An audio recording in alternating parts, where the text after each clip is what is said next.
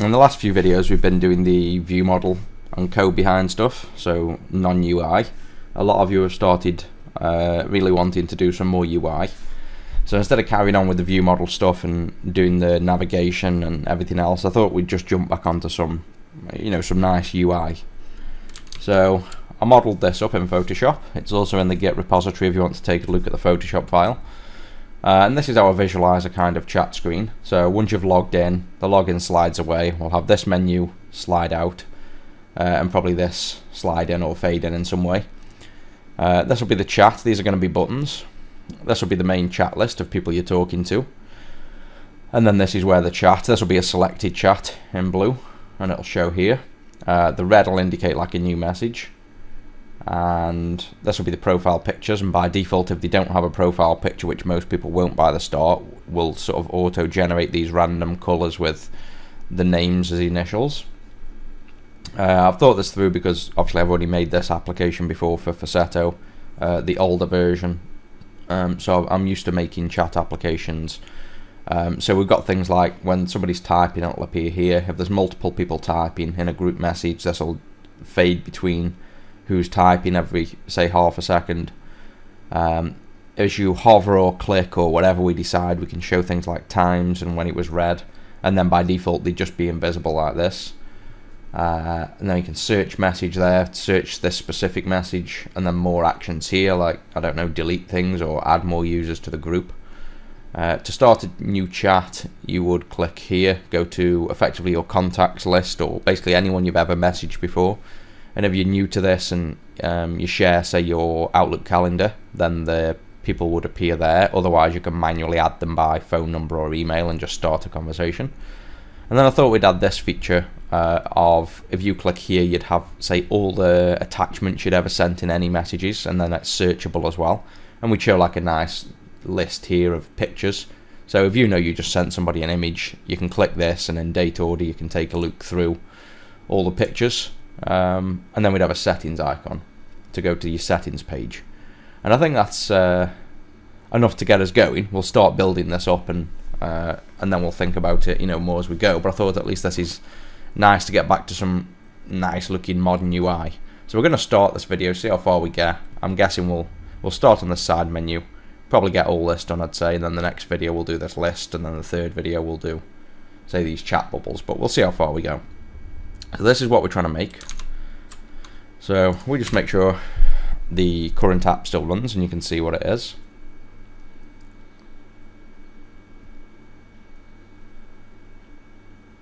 And then we've got this sign in. So we're going to first just remove this sign in for now, and we'll need a new page.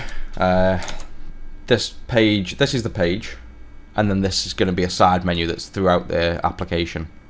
So this is going to be in the window that comes over the top, and this is the page. So we'll call this one chat page. So if we just copy and paste the login page, call it chat page. Let's open it up. Going to leave the login view model for now, because we're just using this as a blank page. Call it chat model there. Give the title of chat. We can just delete all this lot. Save that. Press F7 to go to the code behind. Change here to the chat page. That chat page. That chat page. Don't need that. Don't need that. And there's our blank chat page. And then if we go to the, remember we set the current page inside the view model of window view model. So we have somewhere in here, current page here as login. That's the only one we've got right now, so just press F12 on application page. Let's add chat, the main chat page, that'll do. Change the default page to chat. And then in the value converter for the application page is where we then spin up new instances. So here we'll just add a new one if it's a chat page, and then press F5, and that should now open the application, and we effectively have just a blank page. There we go. So this is the chat page loaded, but there's nothing in it. So we've wiped that out, and then we can always add the chat page afterwards. So that's that. So now we want to go to the main window. So we'll go to we're in main window. And then before I go much further, before I forget, let's make sure this text is large. There we go. Move that out. There we go. So we want to add this side menu here. So we want to, if we scroll down to the main content here, right now we've got the blue background and we've got a frame, which is the page, which takes up everything, and we're already in a grid, so that's fine. What we're going to do is we'll have a grid of about, say, 2/5 for the menu and the rest for the page. So just do grid.column definitions. Column definition width is 2 star, which just means 2 units. Copy and paste that and have a 5 units. Well, it's 2/7 in this case then, we'll do. And then we'll move the frame, the content, to the second column, or in this case 1, which is over here. And then in the first column, we will now want, let's put the first column below down here. This is where we'll start making the side menu. We'll turn it into a user control after, but let's just start working directly in here for now. So first want the background, so we'll give it a static resource of not static, well, no, we just want it white. No reason for a static resource here unless we have a color. I think we actually have a color of white already. Styles, colors. Oh yeah, so foreground light. Make sure we carry on using our style sheet. Foreground light brush. And then just press F12, press F5, and let's check that that's a decent size. So that looks alright, and then you can resize, and we'll probably add some, well, we definitely will. When you get down to this size, you don't want this squashed that much. But we'll do that in future videos. We'll do like a drop shadow and animate in. Just mainly want to get the UI built, and then we'll do all the little tweaks. But that looks like a generally good size. In fact, what we could do, I think what's better than that, let's get rid of this, and let's just put a fixed size, and say something like 300. Let's take a look what that looks like. So that's better. And then again, we could adjust that size when you get down to minimum. Really, you want the minimum size to be this anyway. So let's actually just tweak the minimum page size to be about here, which I just do a screenshot. It's about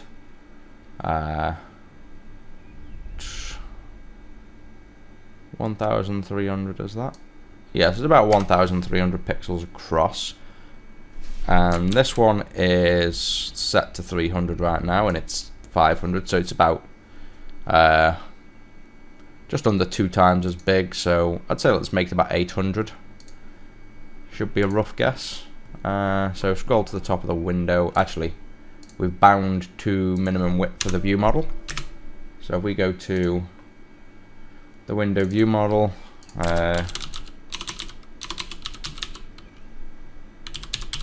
minimum width is 400. Let's double that for now, 800. Run it again and make sure it's a decent minimum.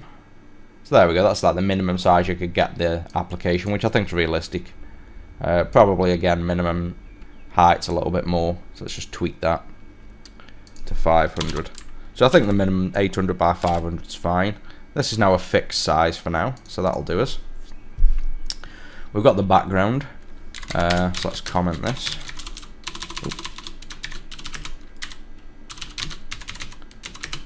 And this wants to be the main background. And we need the content. So we've got, here's the side menu. So we would need a stack panel. So this can be one thing going across after, but then the content below. Actually, no, we don't want a stack panel. We want a grid, because we want this to be the first thing, and then this content, if you will, wants to fill the rest of the height. So we actually want a grid. We need row definitions in this case. The first one we want to be auto, take up whatever height we decide is in there. The second one wants to be the remaining height. And then the first thing in the grid is this menu here. So that will then be, this will be a grid because we've got, we'll have a grid as the main overall because this needs to be on the right, these need to be on the left. So we'd have a grid on the outside. We'd then do these 3 buttons inside a stack panel, so they're just as long, you know, as wide as they need to be, and then they stack against each other. And then this can be in a column that's pushed over to the right. So we want top menu. I want the grid to start with. We want background of the blue color we've got, the word blue, and then we want the column definitions,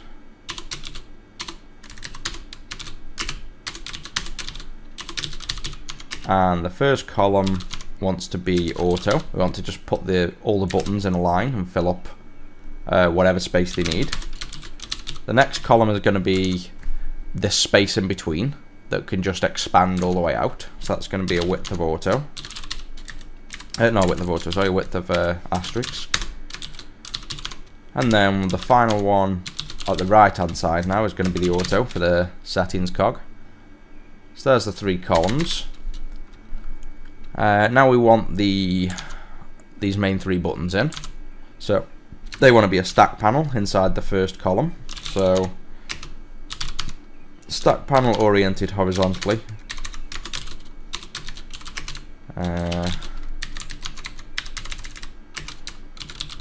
Main buttons.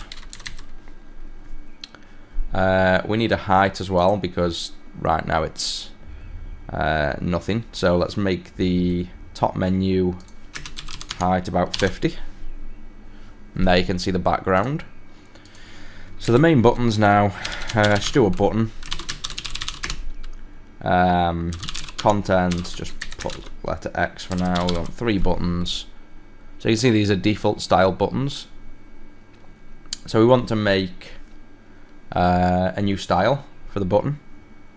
So let's go to the button styles. We'll use the regular button, that's the main one. So let's use the regular button, just copy that entire style, paste a new style down the bottom. I'll call this one icon button because it's going to be an icon within the button. Give it a name of icon button. Copy that, style these buttons.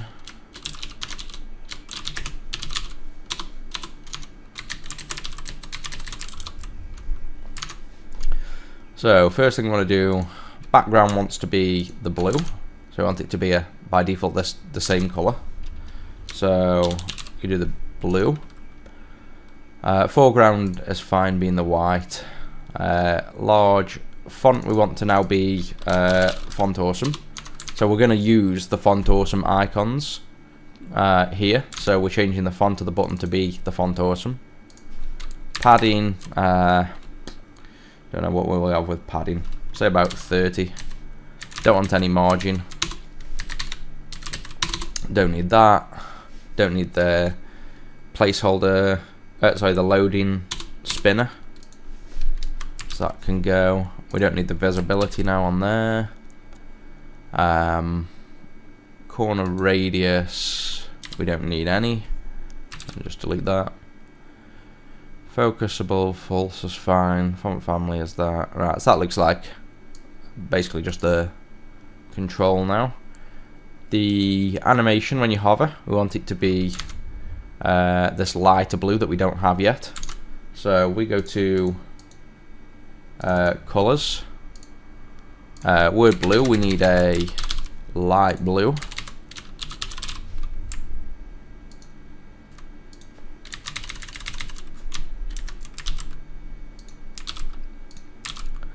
and that colour, which I got from the Photoshop file, is 45B6E5.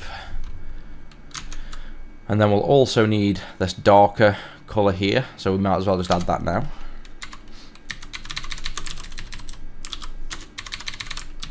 So that's going to be dark blue.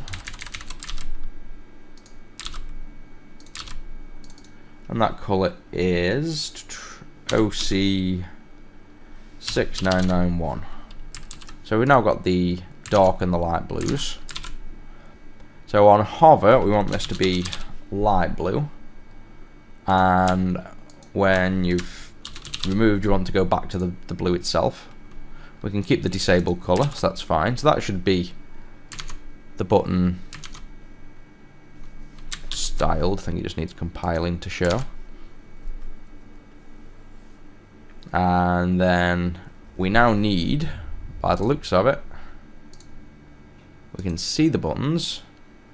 We want these buttons to be square as well. So what we'll do is, because we're making the top menu height, the button's got a set height. We'll simply bind the width to be the same as the height. So property width value is binding actual height. The relative source is relative source of self, so you bind to yourself, and I think that will make it square. There we go. So it's hard to see here, but there's the 3 squares. In fact, we can run this and you should see on hover it obviously fades to the light blue. So there's the 3 buttons. Now we just need to add the font or some icons. So to add the icons, we did this somewhere already in the application, I think. What was it? #XF. Yeah, I knew we did it somewhere. Oh yeah, for the login button spinner, we added the font awesome text, and that's what we're going to do with these buttons. So instead of having this nasty looking string here in the buttons, which we could paste into the button, so instead of doing content like that, we're going to define, we'll put it in the fonts class, we're going to define some strings down here. So system string, give it a key of what shall we call this? We want it to be font awesome chat icon, say, and a value of this, and then let's just use that. That's not the chat icon, but let's just make sure this is working. Font awesome chat icon. Okay, so we've got some kind of issue here because it's not displaying. Oh, did I change the font? I don't think I changed the style in there. Oh yeah, we have. Font awesome.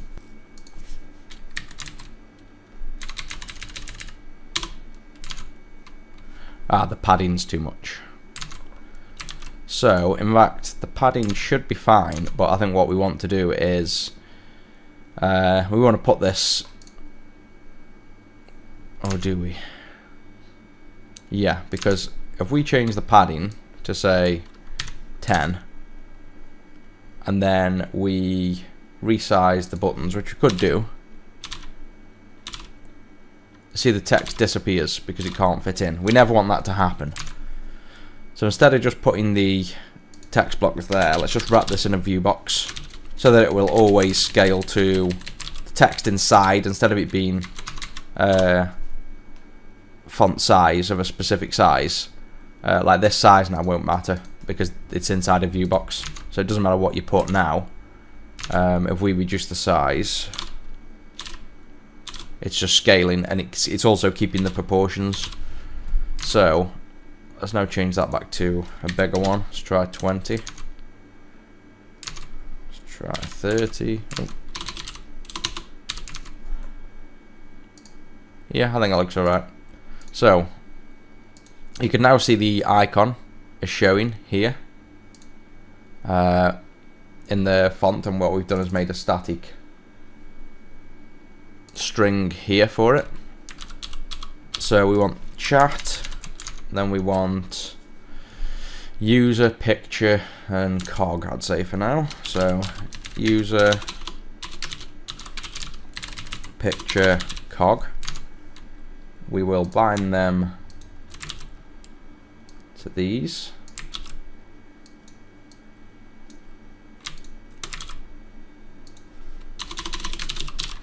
User,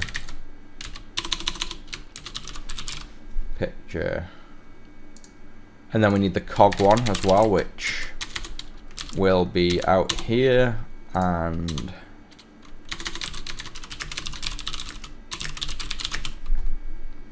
it will be in the grids column 2, shoved over to the right, and then it will be the cog. So now all we need to do, we just press F5 again, make sure we're happy with that size and layout. So that's looking quite nice. We now want to get these, let's go with that text, done the button style. We want to get these values. So the quickest way to get those values, you just spin up a browser, go to fontawesome.io/cheat sheet, and this will bring up all of the icons with the value we need here, the text value. So we want one for the chat first, and I believe that comments it's called. There we are, so it's this one here. So 86, and that's the icon. So paste that into there. In fact, we just need to change the number there. Then we've got user here, which I think is just called user. Yep, user, and that's 007. So then we've got the picture, which I think is called photo or picture. Yep, so that's 1C5. And then the cog is, what do they call it, gear? Yeah, it's 13. So that becomes 13. Now if we look back, there's all the icons.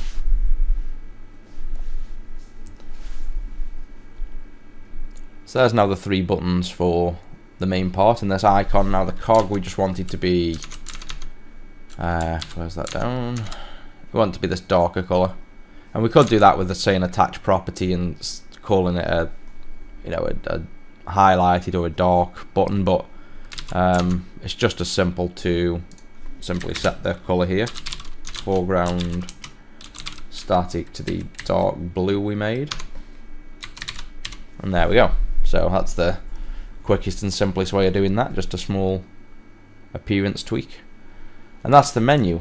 So that's now got everything we need, and we've got this area here now to fill with something.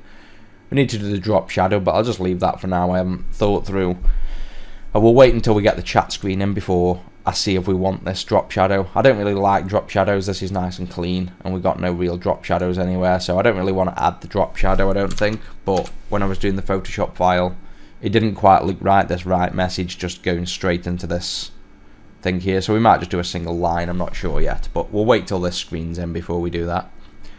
So now we've got all the, right, let's just compare. So there's the image, and there's our actual window, which I think is pretty close. So we could make the icon slightly bigger, or you know, this slightly in, but again, the Photoshop file I just mock up for a general idea. So you might want to make these bigger, just reduce the padding to make those icons bigger. But I'm quite happy with that as a style. So we want to now move this into a user control, because right now we've just made it directly inside the window. So this is the entire side menu here. So let's just go to the solution. Let's make a folder called controls. There's already one there.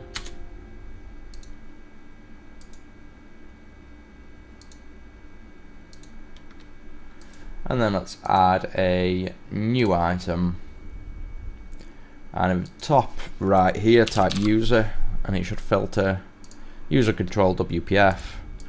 We'll call this side menu control. Then one thing I want to do is put it in a controls namespace by default. Get rid of that. Change the local to not be that as well. Press F7, remove it there as well. So what it does by default when you create a new control or new anything, if you add it to a folder, by default Visual Studio changes your default namespace and appends the folder name as well. And I don't like that. There's no need to keep having all these namespaces for such a small thing. So we've got the side menu control. It's a use control, that's all fine. And then in here, all we need to do now is go to the window, cut all this border, paste it in here. Okay, my mouse has gone funny, there we go. Paste it in, zoom out a bit. And you can see there's the user control, as simple as that. And then if we want to use this user control, side menu control, go back to here now and do local : side menu control. And that's all there is to a user control. So if we press F5, you should still see this does exactly the same thing. It's just now we've moved all that UI into a single control. And now the next thing we want to do is, once you do a side menu control like this, you want really the content inside it to become this content here. So if we just did, say, a button of test, you're going to see it's just completely overridden everything about our user control. It's just turned into a button. So to fix that, instead of just defining a user control and putting content here, because this is currently the content of the user control, this becomes the content. So when we've set the content explicitly, it's overridden our content. So what you want to do instead is you want to wrap this in a user control.template, and that wants to be a control template of a type user control. And then we want to cut this into here. And now the template for the user control is this. If we go back now, you'll notice that we've got our control back, but we now don't have the content. So in order to get that content that we specify inside, all we have to do is modify our what is now the template. And after we've done the top menu grid, we then want to chuck in a content presenter, which basically then injects the content that the user selects into this location, which is basically this area here, because it's in fact it needs to be the second row. So let's grid.row is 1. Now if we go back, you can now see it's put the button in the second area there. So we press F5.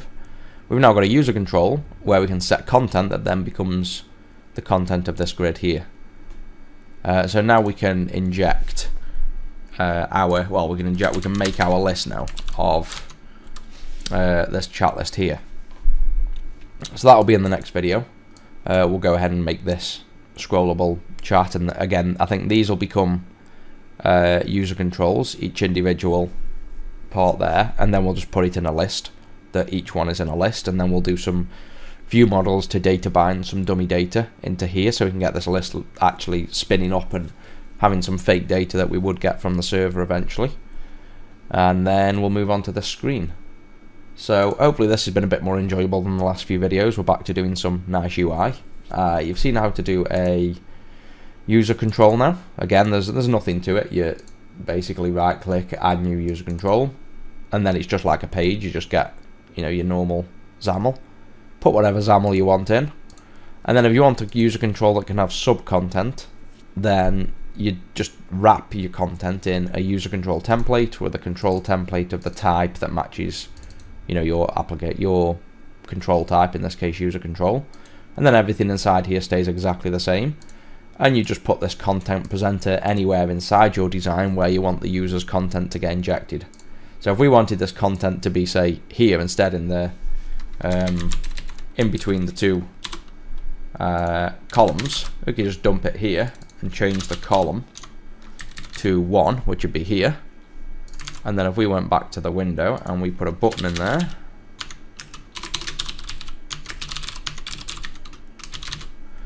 you'll see then it gets injected there. So again, it's nice and simple. It's nothing complicated about a user control. Let's move that back to where we want it, which I believe was here. And the row is 1.